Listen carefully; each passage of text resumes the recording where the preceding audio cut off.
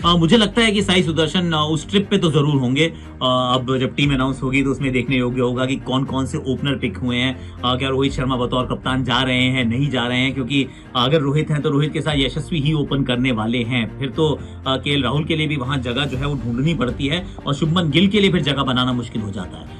तो अभी एक बार रुकना पड़ेगा, देखना पड़ेगा कि चयनकर्ता किस दिशा में जाने का मन बनाकर बैठे। वरना साई का होना तो पक्का है। चाहे कैसा भी आप कॉम्बिनेशन बनाए, मुझे लगता है एक बल्लेबाज साई सुदर्शन इस दौरे का हिस्सा जरूर होंगे।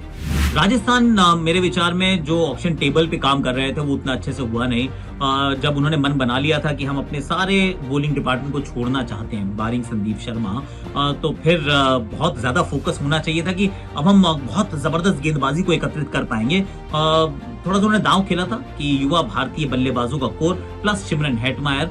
तो एक जगह उन्होंने सोचा कि युवा बल्लेबाज संभाल लेंगे और दूसरी जगह जो बॉलिंग को अच्छा पुख्ता बनाना चाहते थे वो बना नहीं पाए। जोफ्रा आर्चर जरूर अच्छे गेंदबाज मिले उनको, जिन्होंने इवेंचुअली अच्छा भी किया है, पर उनके अलावा कौन? वनिंदु हसंगा, महेश तीक्षणा, मुझे नहीं लगता कि किसी भी भारतीय आईपीएल की टीम में, अनलेस आपके पास राशिद खान और नूर अहमद हो, सुनील नारायण के साथ या फिर राशिद खान साथ में खेल रहे हो, अगर इस क्वालिटी के दो स्पिनर आपके पास नहीं है तो दो ओवरसीज स्पिनर्स नहीं हो सकते हैं। एक गलती वहां पर हुई। भारतीय तेज गेंदबाजी के विकल्प भी चुने, उनमें ना तो सिराज, ना प्रसिद्ध कृष्णा, ना ही मोहम्मद शमी, ना भुवनेश्वर कुमार, ना हर्षल पटेल, जो सीनियर नाम थे, इवन आवेश खान, किसी भी गेंदबाज को इन्होंने पिक नहीं किया। इवन खलील अहमद, तो बहुत सारे ऐसे नाम उपलब्ध थे जो इन्होंने चुने नहीं और गेंदबाजी बहुत कमजोर हो गई।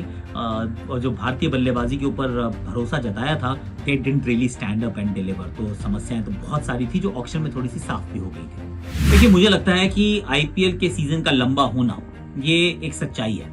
इस सच्चाई को आप थोड़ी देर के लिए डिले तो कर सकते हैं, पर इसको झुठला नहीं सकते, इसको बदल नहीं सकते। तो चाहे वो 2028 में हो या उससे पहले या उसके बाद हो, इवेंचुअली हर टीम 18 मुकाबले खेलेगी। घर पर 9 और बाहर जाके 9 मुकाबले, हर टीम के होम एंड अवे मैचेस उन्होंने खेलने ही हैं। अब मैं तो ये भी कह रहा हूँ, ऑफ कोर्स इससे लंबा हो जाएगा सीजन, 3-3.5 महीने का भी सीजन हो सकता है, but then so be it.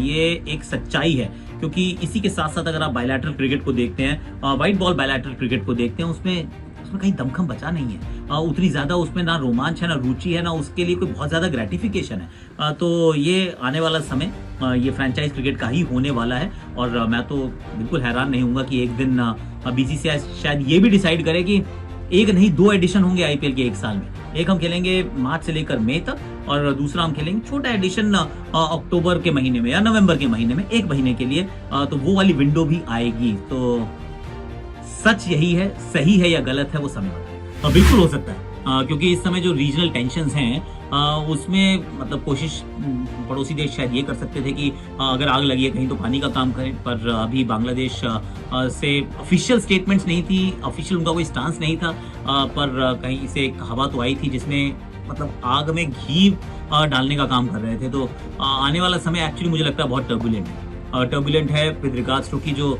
Cricket इस सब कॉन्टिनेंट में खेली जाएगी, किस किस के बीच में खेली जाएगी, कितनी बार खेली जाएगी, कहाँ खेली जाएगी या फिर बिल्कुल नहीं खेली जाएगी, ये सब कुछ मुझे लगता है अभी तो वो दांव पे लगा हुआ है। तो भारतीय जो दौरा है बांग्लादेश का, 3 ओडीआई 3 T20 आए, अभी वो बहुत दूर है। तो अभी ये कहना शायद थोड़ा प्रीमेच्योर होगा कि उसका क्या होगा, पर ये बात तो सच है कि थोड़ा सा रीजनल लैंडस्केप जो है उसमें तो बदलाव आना ऑलमोस्ट गारंटीड है।